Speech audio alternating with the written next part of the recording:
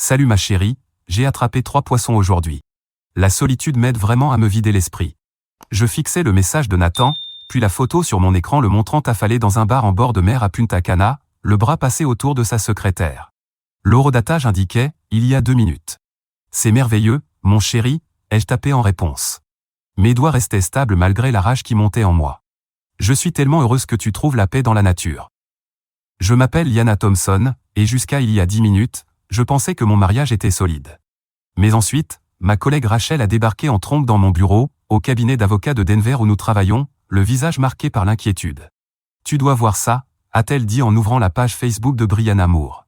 Et là, j'ai vu mon mari depuis 8 ans, censé être en retraite dans la nature pour décompresser du stress du travail, profiter d'un séjour dans un complexe de luxe avec sa secrétaire de 20 ans.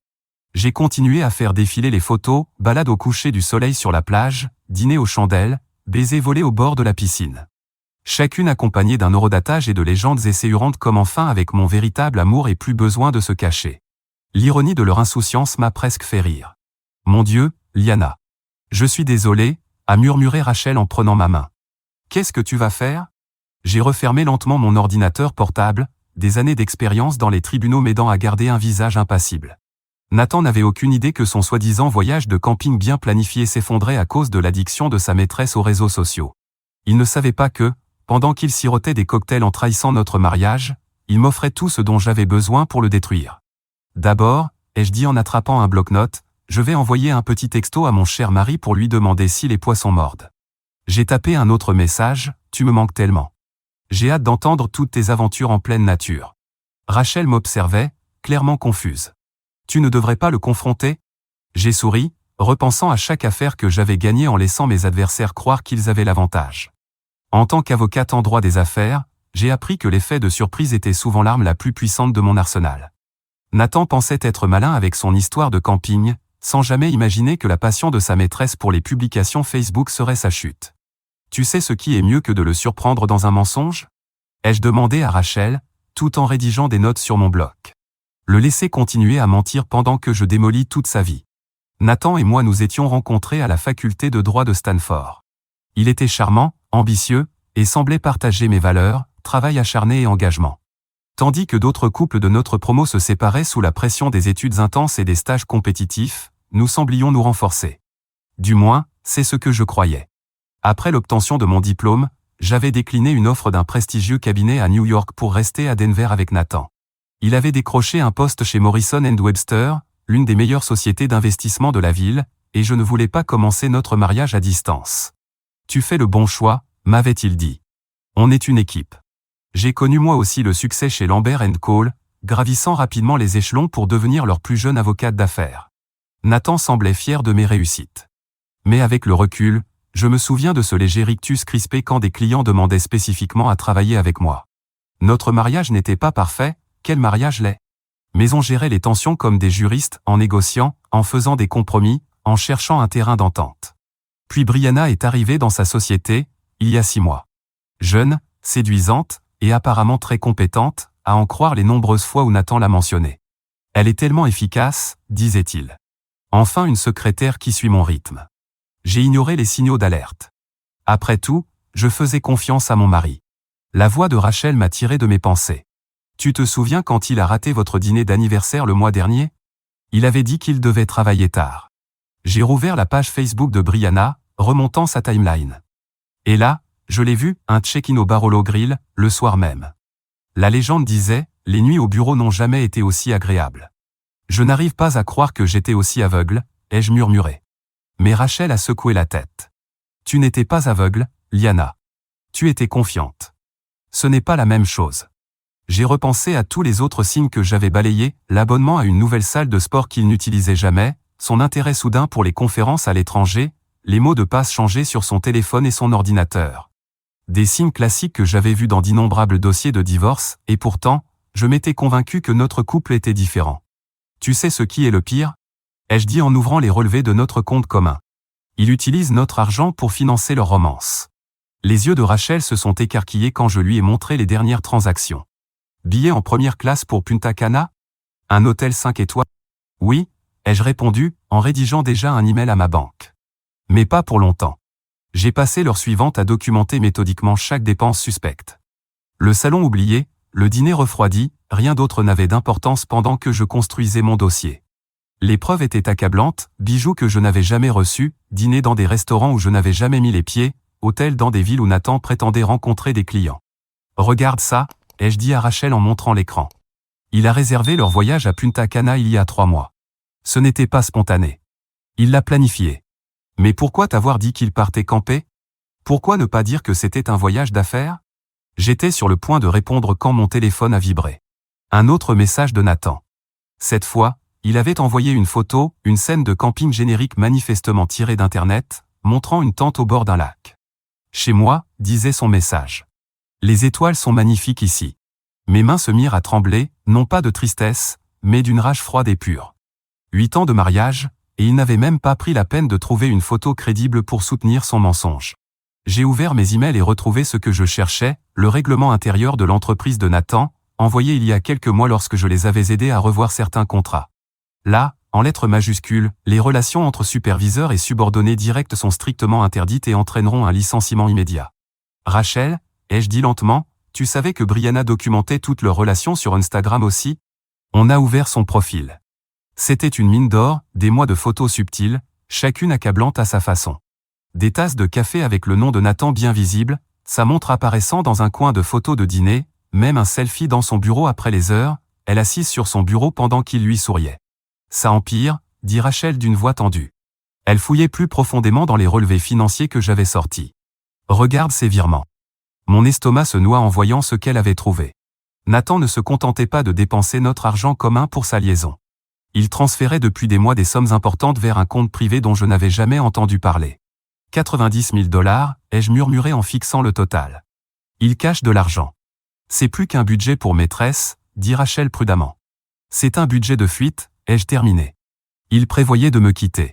La réalisation m'a frappé comme un coup de poing. Ce n'était pas juste une infidélité, c'était un plan calculé.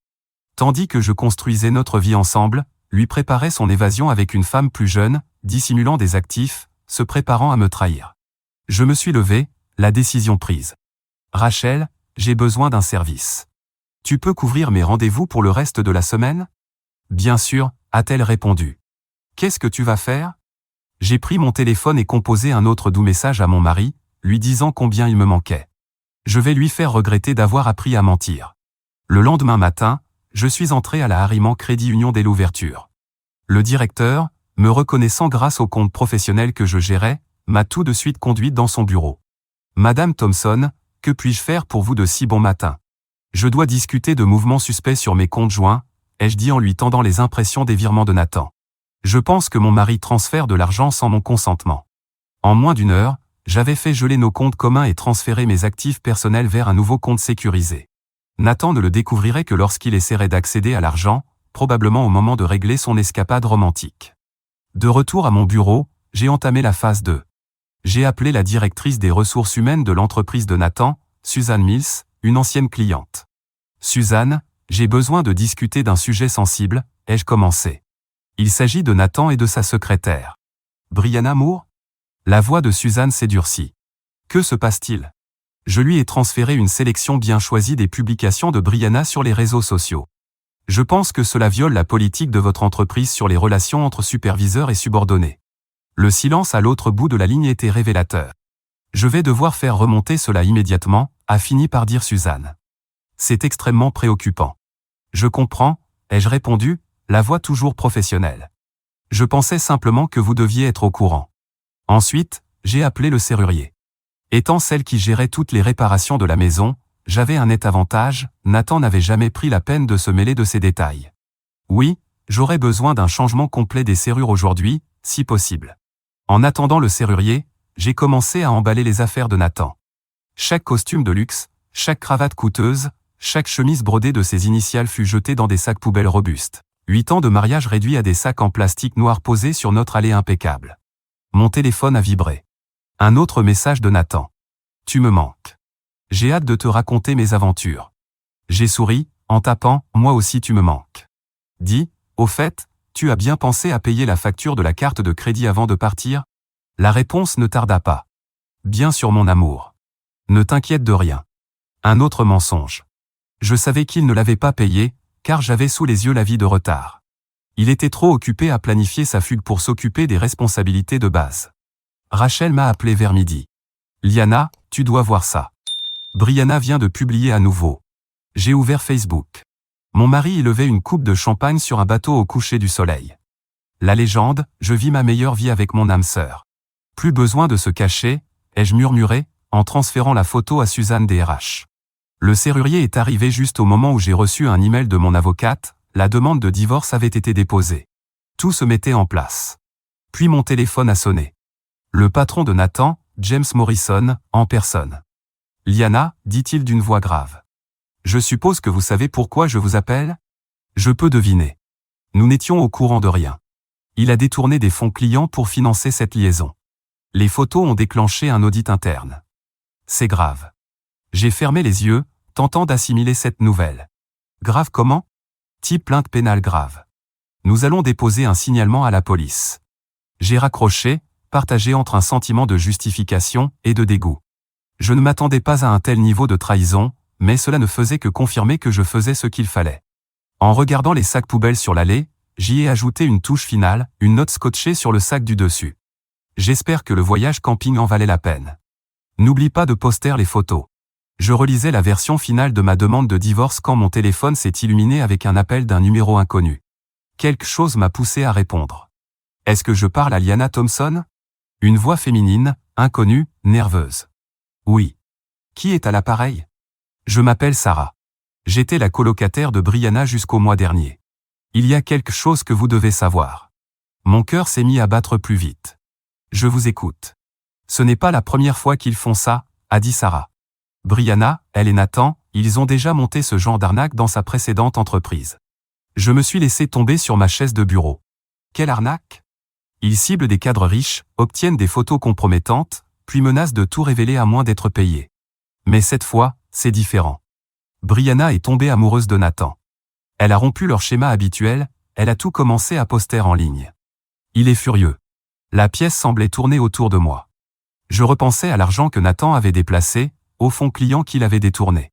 Ce n'était pas juste une aventure. C'était une escroquerie complexe qui avait échappé à leur contrôle. Pourquoi me dites-vous tout ça ? Ai-je demandé. Parce que Brianna m'a appelé en larmes hier soir. Nathan menace de tout lui faire porter. Elle a peur, vraiment peur. J'ai raccroché et appelé immédiatement James Morrison. James, il faut qu'on parle. C'est plus profond que ce que vous croyez. 1 heure plus tard, j'étais assise dans son bureau, exposant tout ce que Sarah m'avait révélé. James avait l'air physiquement mal. 3 autres entreprises, a-t-il dit en feuilletant les preuves que j'avais rassemblées. 3 autres cadres victimes de chantage. Comment a-t-on pu passer à côté ? Parce qu'ils étaient prudents, ai-je répondu. Jusqu'à ce que Brianna sorte du script. Mon téléphone a vibré. Encore Nathan. Dîner au coin du feu. Tu me manques. Je fixais son message, voyant enfin ce qu'il était vraiment, pas juste un mensonge, mais une partie d'un plan minutieusement élaboré. Tous ces voyages d'affaires, ces soirées tardives au bureau. Combien d'autres escroqueries avait-il menées sans que je le sache ? James se pencha vers moi. Liana, il va falloir gérer cela avec précaution. Si ce que vous dites est vrai, c'est une affaire fédérale maintenant, fraude électronique, chantage, détournement de fonds. Je sais exactement comment il faut s'y prendre, ai-je dit en sortant mon téléphone. J'ai rédigé un message à Nathan. Chérie, il y a eu un souci avec l'un de nos comptes. Tu peux vérifier tes mails ? Puis je lui ai envoyé un email soigneusement rédigé, contenant des captures d'écran de ses escroqueries précédentes, les publications de Brianna sur les réseaux sociaux, et la déclaration de Sarah. Une seule ligne en conclusion, on dirait que ton voyage camping vient d'être interrompu. En quelques minutes, mon téléphone a explosé de notifications. Nathan, abandonnant enfin sa comédie de camping, a appelé 6 fois. Brianna a publié une longue vidéo en larmes sur Facebook, avant de supprimer entièrement son compte. Le château de cartes s'effondrait. James avait déjà contacté le FBI. Ils veulent vous rencontrer demain matin, dit-il. Ça pourrait être énorme. J'ai hoché la tête, étrangement calme. J'y serai. Ce soir-là, assise dans ma maison désormais sécurisée, j'ai reçu un dernier message de Nathan. Tu ne comprends pas ce que tu as fait. Je peux tout expliquer. J'ai souri, en pensant à toutes les preuves soigneusement documentées et transmises à plusieurs autorités. En fait, ai-je répondu, je comprends parfaitement. Et contrairement à tes photos de camping, moi j'ai de vraies preuves. Puis j'ai bloqué son numéro et je me suis servi un verre de vin. Demain serait intense. Mais ce soir, je pouvais savourer le fait que la maison des mensonges de Nathan était en train de brûler jusqu'aux fondations. La réunion avec le FBI était prévue à 9h. À 8h30, le hall de Morrison et Webster était en chaos. Nathan et Brianna avaient apparemment tenté de fuir Punta Cana séparément, mais ils avaient été arrêtés à l'aéroport par les autorités dominicaines. James Morrison avait l'air de ne pas avoir dormi. 6 clients, dit-il en se frottant les tempes. Ils ont fait chanter 6 de nos plus gros clients. Le montant total dépasse 2 millions de dollars, ai-je ajouté. Les experts comptables avaient travaillé toute la nuit, et ce n'était que ce qu'on avait trouvé jusqu'à présent. L'agent Phillips, une femme vive d'une 40aine d'années, étalait des photos sur la table de conférence. Nathan et Brianna avec différents cadres, tous suivant le même mode opératoire. Les preuves étaient accablantes.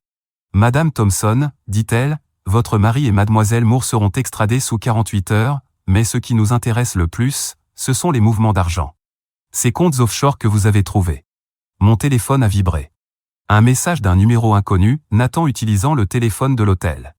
Bébé s'il te plaît, tu es en train de tout gâcher. On peut s'en sortir.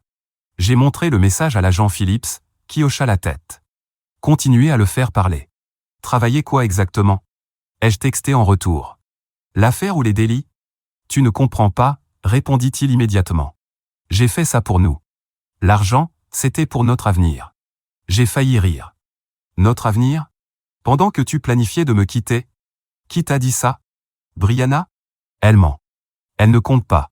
L'agent Phillips enregistrait chaque message. Il panique, observa TL. Pousse encore. Vraiment? Ai-je écrit. Donc tu n'as pas aidé à ouvrir ce compte aux îles Caïmans? Celui dans lequel tu transférais l'argent des clients? Les bulles de saisie apparurent puis disparurent plusieurs fois. Enfin, comment tu as su? Ai-je complété sa pensée? Je suis avocate d'entreprise, Nathan. Suivre des pistes financières, c'est littéralement mon travail. Au fait, le FBI te passe le bonjour. Sa réponse fut immédiate et désespérée. Je te dirai où est tout l'argent. Juste, ne les laisse pas m'arrêter. L'agent Phillips sourit. On l'a eu. En quelques heures, Nathan et Brianna étaient en garde à vue. Leur système était plus vaste qu'on ne l'avait imaginé, s'étendant sur plusieurs États, cabinets et victimes. Le FBI découvrit des comptes dans 3 pays différents. James Morrison convoqua une réunion d'urgence du conseil d'administration. La réputation du cabinet, commença-t-il, va survivre. Parce que vous avez réagi, signalé les faits, et que vous indemnisez toutes les victimes, les jeux interrompus. C'est l'histoire qu'on va raconter. Il me regarda avec gratitude. Liana, si tu veux nous rejoindre en tant que conseillère juridique générale. Je vais y réfléchir, dis-je, même si je connaissais déjà ma réponse. J'avais des projets plus ambitieux. Plus tard ce soir-là, alors que j'étais dans mon bureau à la maison, Rachel apporta le dîner et du vin. Alors, dit-elle, j'ai entendu dire que Nathan essayait de négocier un accord. Je hochai la tête. Il propose de témoigner contre tous les complices de leurs anciens coups. Apparemment, il y avait plus de victimes que ce que j'avais trouvé. Comment tu tiens le coup, demanda-t-elle. Je regardais autour de mon bureau, les diplômes accrochés, les dossiers gagnés, la vie que j'avais bâtie. Tu sais ce qui est drôle? Il a toujours considéré ma carrière comme un passe-temps, un truc en attendant qu'on ait des enfants. Il n'a jamais compris que toutes ces compétences, toute cette expérience, c'était exactement ce qu'il fallait pour le faire tomber. Rachel leva son verre. À la karma. Non, la corrigeai-je, pensant à toutes les preuves que j'avais méthodiquement rassemblées, aux ficelles juridiques tirées, aux dominos soigneusement disposés avant d'être renversés. À la justice. Celle qu'on provoque soi-même. Le procès fut heureusement bref. Nathan et Brianna prirent tous deux des accords de plaidoyer. Il écopa de 8 ans, elle de 5. Les preuves que j'avais collectées étaient si solides que leurs avocats leur déconseillèrent tout procès. Au final, l'homme qui avait passé des années à manipuler les autres n'avait plus rien à dire pour s'en sortir. Je me suis assise dans la salle d'audience pour la sentence, portant le même tailleur bleu marine que lors de notre premier procès fictif à la fac de droit. Nathan ne pouvait détacher son regard de moi, son visage figé dans l'incrédulité et la détresse. Il avait enfin compris que pendant qu'il jouait aux dames, moi je jouais aux échecs. Votre honneur, tenta-t-il une dernière fois, mon épouse et moi pouvons régler ça en privé. La juge Matthews le coupa. Monsieur Thompson, votre épouse ne porte pas plainte. C'est le gouvernement fédéral qui poursuit, et nous avons des preuves de plusieurs chefs d'accusation de fraude électronique, chantage et détournement de fonds. Je ne suis pas resté pour le voir être emmené. Je suis sorti du tribunal sous le soleil éclatant de Denver, plus légère que je ne l'avais été depuis des années. Morrison et Webster m'avaient déjà promu conseillère juridique générale, avec un bureau d'angle et ma propre équipe.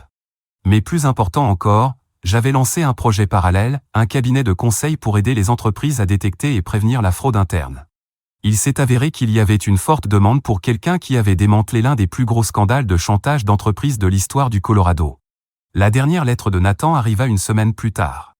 Je l'ai mise dans la déchiqueteuse sans l'ouvrir. Certains chapitres n'ont pas besoin d'une dernière page. Ils ont juste besoin de se terminer. La couverture médiatique s'est calmée avec le temps, et ma vie a pris un nouveau rythme.